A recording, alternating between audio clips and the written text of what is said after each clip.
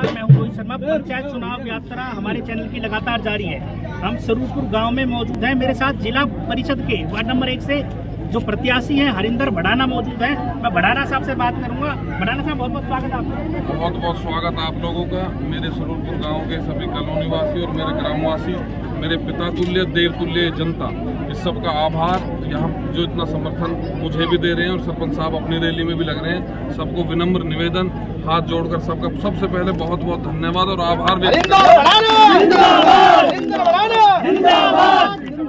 जो आपका जो पूरा इलाका है, कितने इसमें गांव आते हैं, लगभग कितनी वोटें?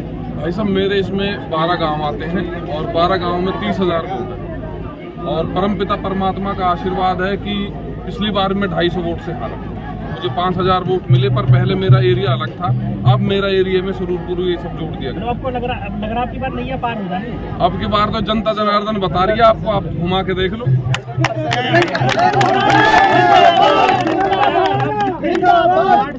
तो रोड मैप क्या रहने वाला है? किन चीजों की प्राथमिकता के आधार पर आप कार्य करेंगे? देखिए, समस्याओं की अगर हम बात करते हैं ना, समस्याओं की हमारे पास एक लिस्ट है, बहुत लंबी चौड़ी लिस्ट है। अब हमें उन लिस्ट पे गाथा गाने से कोई फायदा नहीं है। हमें तो सिर्फ ये है कि इन बस्ती से हाथ जोड़ रहे हैं कि अच्छा सरपंच चुने, अच्छा पार्षद चुने, जिससे कि आपके वार्ड में विकास हो सके। और विकास ऐसा वो विकास नहीं जो ढूंढने से ना मिले, वो विकास जो तुम्हारे बीच में जेन्युइन आके काम करे। मेरे बारे में, मैं 10 साल से लगातार बस सेवा कर रहा हूं, पर मुझे पहली बार मौका मिलेगा स्वरूपपुर की सेवा करने का। और मैं विश्वास दिलाता हूं, मैं अपनी सेवा में कोई कोर कमी नहीं छोड़ूंगा।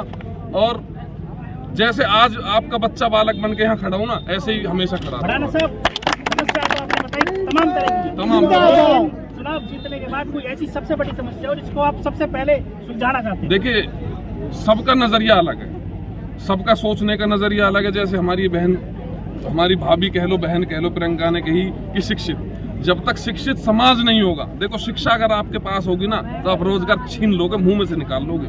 जब रोज शिक्षा नहीं है तो आपके पास कुछ नहीं है। सबसे पहले शिक्षा। मेरा सबसे बड़ा मेन उद्देश्य जो है कि मैं हर गांव में एक लाइब्रेरी दूंगा, चाहे वो अपनी तरफ।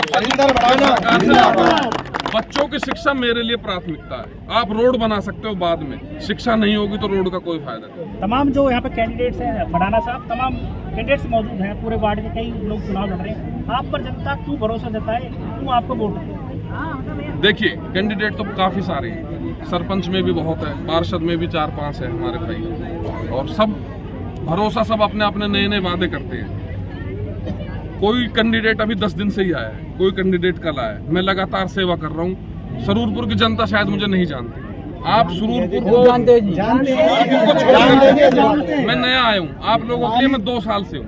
अब से पहले 5 साल 7 साल जहाँ मैंने सेवा करी है, वहाँ पूछ लो कि जैनवर हरिंदर भड़ाना ने सेवा करी है, बस्ती की नहीं करी। मैंने अपना सब कुछ छोड़ के, घर छोड़ के, बार छोड़ के समाज की सेवा में लगा दिया। और आज मुझे पूरा विश्वास है, जितनी ये जनता खड़ी है मुझे अपना आशीर्वाद देगी। और इस आशीर्वाद का जो इनका मेरे ऊपर एहसान रहेगा, ऋण रहेगा, उनका ऋण इनका काम कर चुकाऊंगा।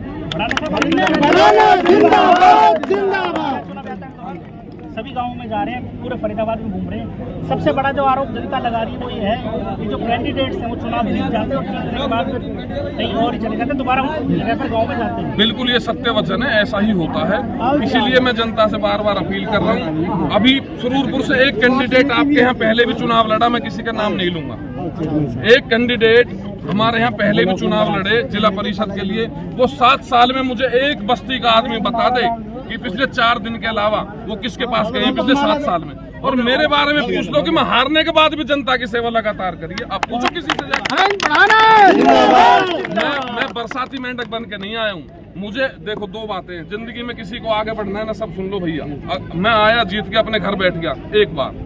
अगर आपको निरंतर समाज की सेवा में रहना है ना, तो समाज के बीच में रहना पड़ेगा, काम करना। ये थे मेरे साथ हरिंदर भड़ाना, जो कि वार्ड नंबर 1 से यहाँ पर प्रत्याशी है।